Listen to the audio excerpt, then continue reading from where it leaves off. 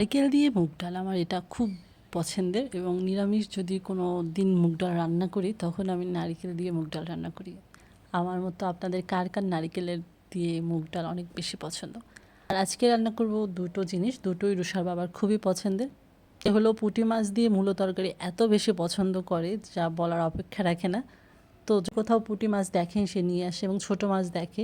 আর এখন তো মূলার সিজন না, তাও দেখা যাচ্ছে সে মূলো নিয়ে আসে, আমাদের ঘরে সব সময় থাকে, কারণ সে মূলো দিয়ে যে কোনো মাছের ঝোল খুবই পছন্দ করে। এই মুগ ডালগুলো ভালো করে ভেজে নিলাম, ভেজে নিয়ে আমি প্রেশার কুকারে দিয়ে ভালো করে দুইটা সিটি দিলেই হবে, দিয়ে নিলাম। এবং জলে ভিজিয়ে রেখেছিলাম প্রায় আধা ঘন্টার মতো, তাহলে দেখা যাচ্ছে ডালটা খুব সুন্দর সেদ্ধ হয়, সুন্দর সেদ্ধ হয়। তারপর আমি এর ভিতরে জল দিয়ে দিলাম, দিয়ে তারপর হলুদের গুঁড়ো আর একটু জিরে আগে ভিজিয়ে রেখেছিলাম, জিরে বাটা, সেগুলো দিয়ে দিলাম। দিয়ে এখন হলো ফোড়নের পালা। তো আমি তেল গরম করে নিয়ে তার ভেতরে নারকেল কুচি দিয়ে দিলাম। নারকেল কুচি অনেকগুলো দিয়েছি, কারণ আমার এই ডালে নারকেল কুচি খেতে অনেক বেশি ভালো লাগে। আর যদি ভাজা হয় সুন্দর, তাহলে এত সুন্দর একটা ঘ্রাণ আসে, যেটার জন্য ডালটা একদম, ডালের স্বাদ চেঞ্জ হয়ে যায়। আমি নারকেল কুচি দেওয়া হয়ে গেল, আগে নারকেল কুচি দিলাম, দেন তারপর ফোড়ন দিব। নারকেল কুচি দেওয়ার পরই না এত সুন্দর একটা ঘ্রাণ আসতেছিল মুগ ডাল দিয়ে, বলার অপেক্ষা রাখে না। দেন আমি আবার একটু ওই তেলেই জিরে ফোড়ন আর শুকনো মরিচ ফোড়ন দিয়ে দিলাম। এখানে ফোড়ন হিসাবে জিরে ফোড়ন ও শুকনো মরিচ ফোড়নই বেশি ভালো লাগে, আর কিছু ফোড়ন ভালো লাগে না। তো দিয়ে দেওয়া হয়ে গেল।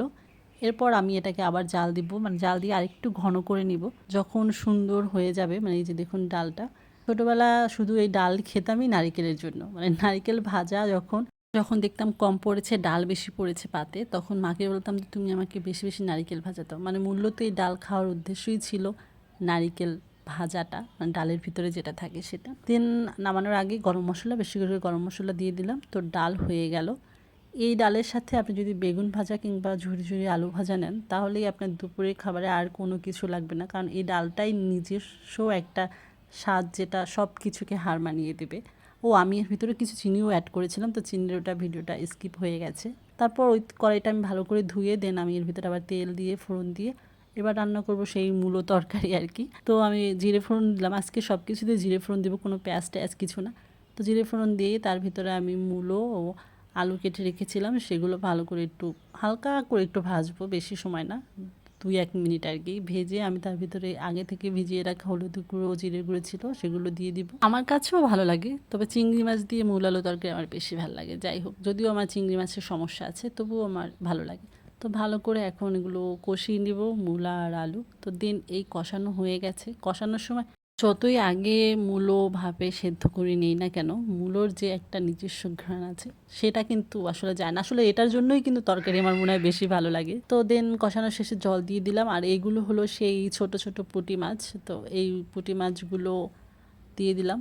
এগুলো ছিল পুঁটি মাছ না, শুধু অন্য ছোট মাছও ছিল অনেকগুলো। তো এগুলো দিয়ে ধনেপাতা দিয়ে এই তো মাছের ঝোল হয়ে গেল। এই ছিল আজকের রান্নাবান্না। সবার কেমন লাগলো জানাবেন, আর আজকের দুটো রেসিপি কার কার বেশি পছন্দের তাও জানাবেন।